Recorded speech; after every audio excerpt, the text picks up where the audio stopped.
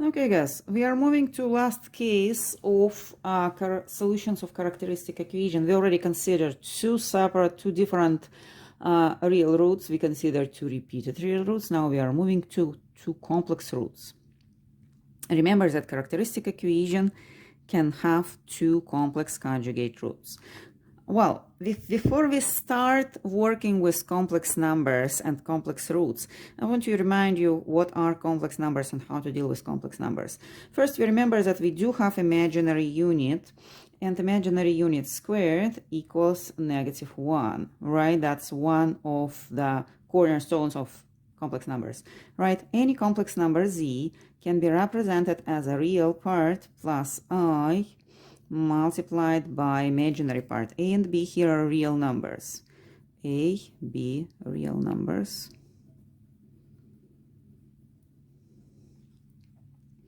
What else? Well, we do know how to add complex numbers, subtract them, write, multiply.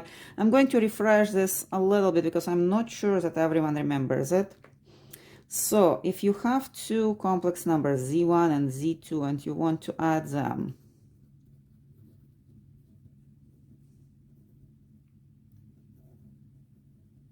you are adding separately real parts. You are adding separately imaginary parts. Basically, you deal with complex numbers like with normal algebraic numbers. Just consider that I is going to have a property of being squared and equals to -1.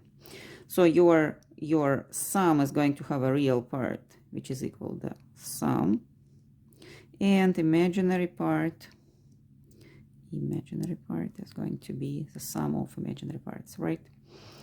Well, subtraction is kind of same. Multiplication, z1 multiplied by z2. You just kind of use a standard rule for multiplication. A1, bi, b1, a2, b2i. And that's going to be a1, a2, right?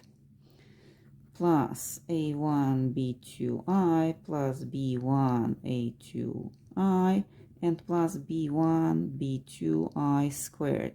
Here we are going to apply the properties that I squared equals to -1 and have a1, a2 minus b1, b2. This is equal to -1, right? And imaginary part is a1, b2 plus a2, b1 multiplied by I. So this is going to be the real part, and this is going to be imaginary part of the complex number. Now, guys, besides the way to represent complex number as sum of real part and imaginary part multiplied by imaginary unit, there is another way to represent a complex number, which is called Euler's formula. And because I'm not sure that you remember how to obtain Euler's formula, or, just let's refresh how to kind of get Euler's formula because we are going to use it for complex numbers. Well,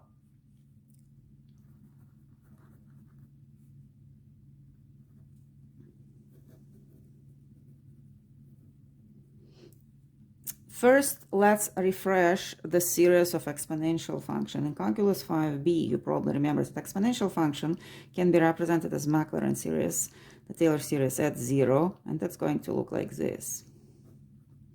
1 plus x squared over 2 plus x cubed over 3 factorial plus lots of other terms, right? There are two more important series which I always suggest my students to memorize. Sine series. Again, at 0, Taylor series at 0.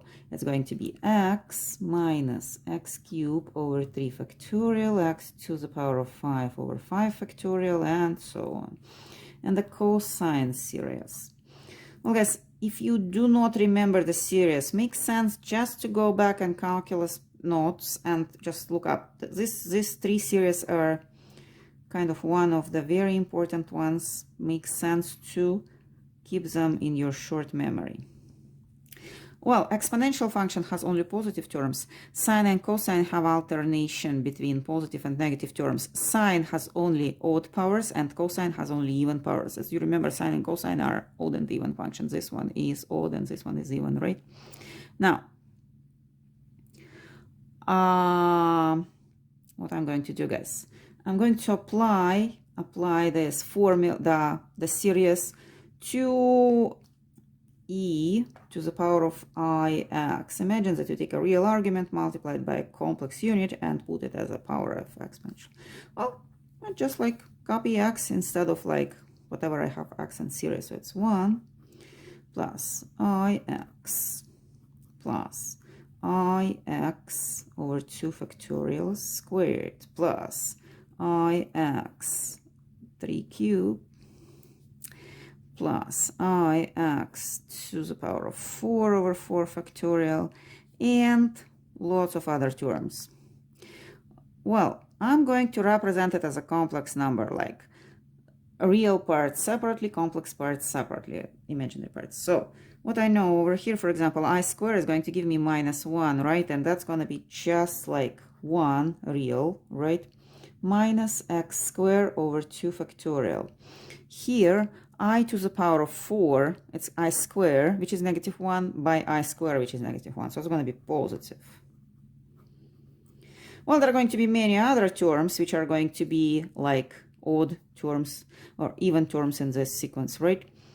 Let's move to terms with I. We do have x multiplied by I, right?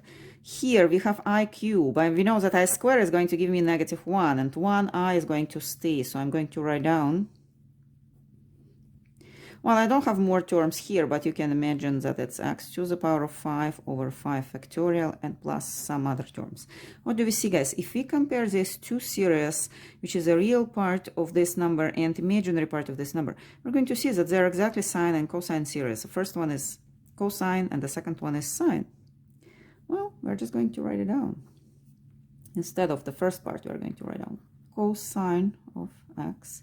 Instead of the second one, we are going to write down a sine of x. So the formula which we just obtained is called Euler's formula, and it's going to represent number e to the power of ix as a sum of cosine of x plus I sine of x. Why do we need this? Remember that solutions of our differential equation are exponential functions, and the power of this exponential function is going to have our roots, right? And if we do have complex roots, eventually we are going to have I in the power. That's why we need this formula. Okay, so very good. The formula, I hope that you kind of going to remember. It's not difficult to obtain the formula, right? But you will need to know the exponential and sine and cosine series and basic operations with complex numbers. Here I did not use much operations, right? I just used the fact that I squared and cubed, it's going to just be alternation of I, -1, 1, minus I. Now let's go back to equation, back to our equation. So equation was looking like this: a y second derivative, b y first derivative, c y equals 0, right? And we are going to make characteristic equation. A r squared plus b r plus c equals 0, and we can have a solution which is going to look like plus minus square root of b squared minus 4ac minus b over 2a, right? If b squared minus 4ac is less than 0, we are going to have two complex conjugate roots. By the way, I did not tell what are conjugates, so I'm going to tell it right now. So two numbers, z and z with a star, are conjugates if z equals a plus bi and z star equals a minus bi. And that can be minus here and then plus here, so they are conjugates. Well, here, obviously, they are conjugates because they do have plus minus, and there is going to be a root out of negative number, which is going to give us a root out of positive number multiplied by I. Well, I'm going to represent my roots here, well, to make a little bit shorter expression as r12 equals lambda plus minus I mu. What is lambda here and what is I mu? Well, I don't have space here. I'm going to put it lower. So what is lambda? Well, lambda is my real part. The real part in this is minus b over 2a. What is mu? Mu is my imaginary part. So it's a square root of 4ac minus b squared. Why did I switch them? Because I know that they are negative, right? I don't want to extract a root of negative number. I want to turn it into positive number divided over 2a. I'm going to write down always lambda and mu, but normally I mean numbers instead of them, right? Okay, so there are two conjugated roots. Conjugated means that there is plus and minus in front of the imaginary part. And how my solution is going to look. Let me put a new page and write down my solution.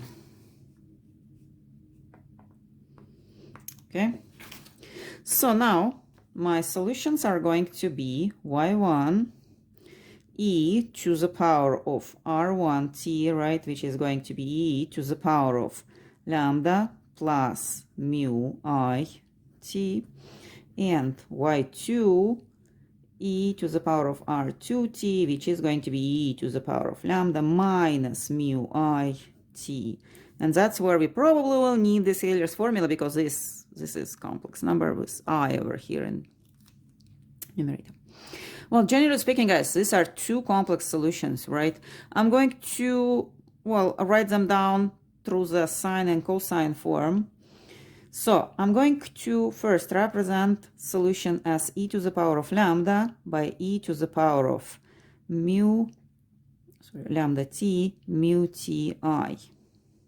Well, I multiplied everything by t and then split two terms. For this term, it's just pure real term. I'm going to keep it as it is. For this term, I'm going to use Euler's formula. The cosine of mu t, I have not much space, I sine of mu t. And I'm going to do same over here, but I'm not going to do the split. I'm just going to write down e to the power of lambda t cosine of mu t minus I sine of mu t. Why don't I have minus in front of cosine? Well, if I put this minus into cosine, cosine is even function, does not care about minus, actually, it's going to just throw it away. So we do have two solutions, but they both complex solutions. Normally, guys, in real life, we are going to apply these equations for two kind of oscillators, or like something like pendulums, and they don't really have complex solutions. Why does it happen? Why do we have general solutions looking like complex solutions and the real life solutions producing real solutions? Well, normally remember that these are general solutions, but normally we never solve like general problem. We solve initial value problem. And when you do give two initial values and they are real, eventually your solutions, you are going to end up with real solutions. So why don't we kind of create two real solutions for this problem? Because we do know that we need two solutions, because it's a second order equation to satisfy these two initial conditions. And that's going to be just easier for us to not deal with complex numbers, to just turn everything into real. How are we going to do it? We are going to apply a little trick. Let's consider, so I'm going to write down we want two real solutions. It's not like these solutions are bad. These solutions are perfect. They're going to work anyway. So it's not necessary to do two real solutions. It's just going to make our life a little bit easier. Okay? I'm going to consider solution y1, which is e to the power of lambda t cosine of mu t plus I sine of mu t. I'm going to represent it as e to the power of lambda t cosine of mu t plus I e to the power of lambda t sine of mu t. And I'm going to call this solution u, and I'm sorry, I'll need to combine the whole thing. This solution v of t. Well, it's just, this is real part of my solution. This is imaginary part of my solution y1, the first one. because my solution y1 must solve my equation, so y1 is a solution, means that if I plug this solution, y1 equals u of t plus I v of t, it's supposed to turn equation into a true statement. So why don't we do it? So remember, equation was looking like this: y1 2 prime, b y1 prime plus c y1 equals to 0, and I'm going to plug in this. Well, if I differentiate y1, I'm going to get y1 prime equals u prime plus I v prime, and y1 2 prime is u second derivative I v second derivative. Everything is linear here, so I'm going to get a u second derivative plus I v second derivative plus b u first derivative plus I v first derivative plus c u plus v, and I'm missing I plus v equals to 0. Well, if complex number is equal to 0, it can happen if and only if real part and imaginary part are both equal to 0. I'm going to write it down somewhere here. I did not mention it before in the beginning of the lecture. So if z equals to 0, then a equals to 0 and b equals to 0. Otherwise, complex number is not equal to 0. Okay, so here I'm going to write down the real part. Real part here is a u second derivative plus b u first derivative plus cu, and imaginary part a v second derivative plus b v first derivative plus cv, and it equals to 0. It's a complex number. This is a real part, and because it equals to 0, supposed to be equal to 0, and this is imaginary part, supposed to be equal to 0 too. What does it mean?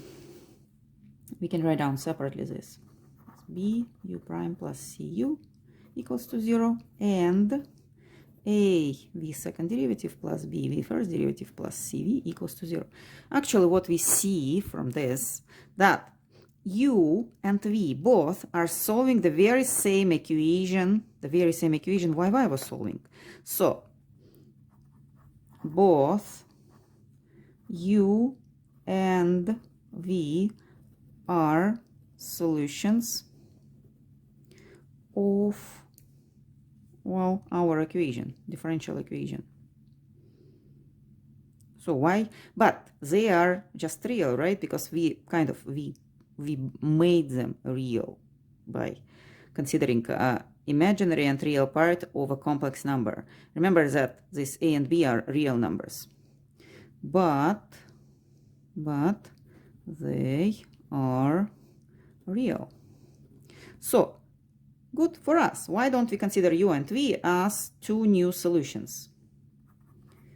New y1 and y2. New y1 is going to be e to the power of lambda t cosine of mu t, and y2 is going to be e to the power of lambda t sine of mu t. Well, these solutions are real. We can put constants in front of them and combine them into initial value problem solution. Maybe I should write it down. Like, general solution is going to look like y1 plus y2 is going to be c1 e to the power of lambda t cosine of mu t, and c2 e to the power of lambda t sine of mu t. You see, there is no I here, just two real solutions. Sometimes people are going to take this exponential factor outside and write it down like this: e to the power of lambda t c1 cosine of mu t plus c2 sine of mu t. Now let's try to solve something. For example, second derivative y 2y prime plus 2y equals to 0. What are going to be the roots? Well, characteristic equation: r squared minus 2r plus 2 equals to 0. r 1 2 equals plus minus square root. We have b squared 4 minus 2 by 4, right? Plus 2 divided over 2. Over here we have 4 minus 8, which is negative 4, so we are going to have plus minus 2i, square root of negative 4, plus 2 over 2, and we have 1 plus minus I, right? If we cancel all these 2's. Two conjugate solutions. So from this R, so R 1, 2 equals 1 plus minus I, we can make a conclusion that lambda equals 1 and mu equals also 1, right? I, it's like, remember that this is lambda plus minus mu I. So I is not included into mu, so mu is equal to 1. So how my general solution is going to look? Y general solution is going to look like e to the power of t, just t, because it's 1t actually, right? It's supposed to be lambda t. Well, I'm going to put 1 over here, 1t, and here c1 cosine of 1t plus c2 sine of 1t. Of course, no one writes down 1 anywhere, so actually solution is e to the power of t, c1 cosine of t plus c2 sine of t. Very good. We just solved the equation.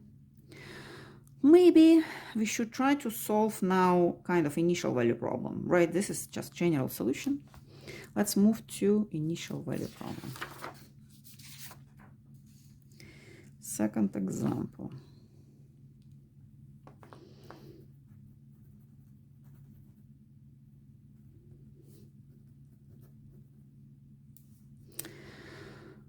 Let me see. Y second derivative plus 4y equals to 0. Y of 0 equals 0. Y prime of 0 equals 1. Typical initial value problem. See? Visible, right? So let's try to write down characteristic equation. R squared plus 4 equals 0. So R equals plus minus 2i. What does it mean? Lambda equals 0, where there is no real part, lambda equals 0, and mu equals 2. It's not plus minus 2, it's 2, just a number here, right? Plus minus means that it's conjugate. So general solution is going to look like y equals c constant 1 by cosine of 2t constant 2 by sine of 2t. I did not write any exponential function, but exponential function is going to be to the power of 0t. 0t is going to give me just 0, right? E to the power of 0 is 1. So whenever lambda is equal to 0, you're just going to have sine and cosine. Okay? I'm going to plug in my initial values and calculate the constants. So y of 0, I'm plugging in 0 instead of t. C1 cosine of 0 is 1, right? Sine of 0 is 0. So actually, I already know that C1 is equal to 0. Y prime of 0. Well, first I'll need to differentiate it. So I'm going to differentiate the cosine, which is going to give me sine of 2t by negative 2, right? Negative because derivative of sine is negative cosine, 2 because of the coefficient of t, right? Derivative of sine is going to be 2 cosine of 2t multiplied by 2. Now, if I plug in 0 instead of t, I'm going to turn this into 0 and this into 1. Then I'm going to have 2c2 supposed to be equal to 1, from where c2 equals 1 over 2, right? So, what is going to be my solution? Y, solution of initial value problem. C1 was equal to 0, means that I'm not going to have any cosine term. I'm going to just have 1 over 2 sine of 2t. You see, my solution is real. That's going to be the case. Whenever your initial conditions are real, your final solution is going to be real. Well, what is going to happen if I just don't do this little trick about two solutions representing them as a real part? If I keep my solutions as complex numbers, like I just supposed to have, right? Well, you plug in all your initial values, and eventually you're going to end up with the very same solution. Remember uniqueness theorem. Uniqueness theorem tells us that solution is a unique. And you're now going to have two different solutions by solving problem by two different methods. If you keep complex numbers, it's going to be just a little bit longer, but if you're good with complex numbers, you don't need to memorize all this stuff. You just can use a general representation as complex numbers. Okay, guys, there are two problems to try on your own. First, second order equation y second derivative plus 2y first derivative plus 8 equals 0. Here I want you to find general solution, so solution with constants c1 and c2. Second problem is to solve initial value problem. Y second derivative plus y equals 0 equation is simpler, but we do have two initial conditions. Y of pi over 3 equals 2 and y prime of pi over 3 equals negative 4. Okay, so let's try to solve these two problems, and I'm going to count to 3 and solve them myself, but you can stop the video and try to do it without me first, and then check what you have after. Okay, so I'm counting 1, 2, 3, and I'm going to start solving problem 1.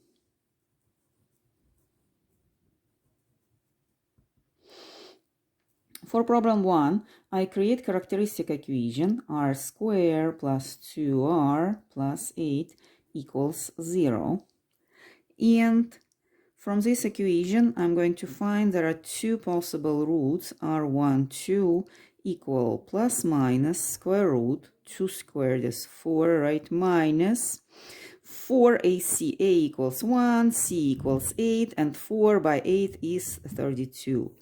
And minus b, which is 2, right, and divided over 2, which is going to give me over here 4 minus 32 is 28, and 28 is like 4 by 7, right? So I'm going to get plus minus, let's say 2 square roots of negative 7 minus 2 over 2. So I'm going to cancel 2, 2, and 2, and minus 7 is going to give me I, right? So I'm going to have actually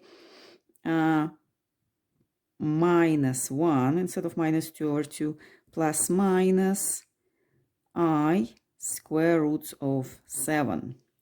These are two complex conjugate roots, right? And recall that R equals lambda plus minus I mu. We're going to see that lambda equals negative 1 and mu equals square root of 7. Now our general solution is going to look like c1 cosine of square root of 7t plus c2 sine of square root of 7t multiplied by e to the power of negative 1t. So I'm just going to write down negative t. You can put e exponential factor in front or behind. It's up to you, but that's going to be general solution. Second problem is going to have very simple characteristic equation r squared plus 1 equals 0, which is going to produce two roots. R equals plus minus I, right? Because we extract the square root of negative 1, that's plus minus 1, even by definition. So here, solution is kind of looking very simple, right?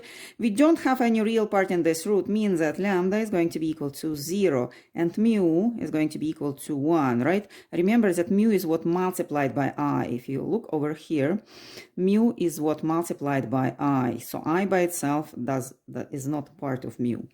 Now we write down our general solution. General solution is going to be, well, I'm going to start with exponential factor. It's going to be e to the power of 0t, and then c1 cosine of, well, I should write down 1t, right? Because mu equals 1 plus c2 sine of 1t as well. Well, I'm going to simplify it a little bit. 0 multiplied by t is 0, e to the power of 0 is 1, so actually this whole thing is going to be equal to 1. And 1 by t, it's just t, right? So I'm going to have c1 cosine of t plus c2 sine of t. When you solve actual problem, you don't need to go that deep into kind of multiplying coefficients if you understand what is going to happen. I'm just showing you what is going to happen step by step. Now, I'm going to start working with initial conditions. My initial conditions is y of pi over 3 equals 2. So I'm going to plug in y of pi over 3. And the cosine of pi over 3 is going to be, I'll need to find the constants, right? Cosine of pi over 3 is what? 1 over 2. And the sine of pi over 3, it's a square root of 3 over 2. And it's supposed to be equal to 2. Y prime of pi over 3, well, first I'll need to find the derivative, right, of my solution. So y prime is going to be what? C1 sine of t was minus, because derivative of cosine is negative sine, and plus C2 cosine of t. Now I'm going to plug in pi t equals pi over 3 into the derivative. So it's going to be minus C1, and sine of pi over 3 is a square root of 3 over 2. And the cosine of pi over 3 is 1/2. Basically, we are just changing position of my sine and cosine, right? Equals -4 according to my initial conditions over here. Well, what I have two equations about two unknowns, C1 and C2 here, C1 and C2 here. I don't know. I'm going to write them. Maybe I'm going to multiply each of these two equations by 2, so I don't have denominator here. So I'm going to have C1 plus square root of 3C2 equals 4 for the first equation, right? And minus C1 square root of 3 plus C2 equals minus 8. These are two equations. How do I solve them? Well, it looks like if I multiply equation number 1 by square root of 3 and add them after, I'm going to cancel the first C1, right? So square root of 3 by square root of 3 is going to give me 3, so it's 3C2, and this one is one more, and we have 4 square roots of 3 minus 8. Well, 1C2 plus 3C2 is going to give me 4C2, so C2 actually is 4 square roots of 3 minus 8 divided over 4. Well, I'm going to cancel 4 here and like divide by 4 here, so it's a square root of 3 minus 2. Okay?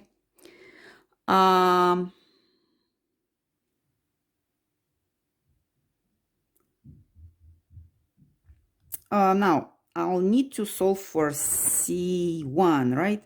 Well, what we can do, we can just take C2, plug it in here and solve for C1, but I don't want to do this. I want to multiply my second equation by negative square root of 3,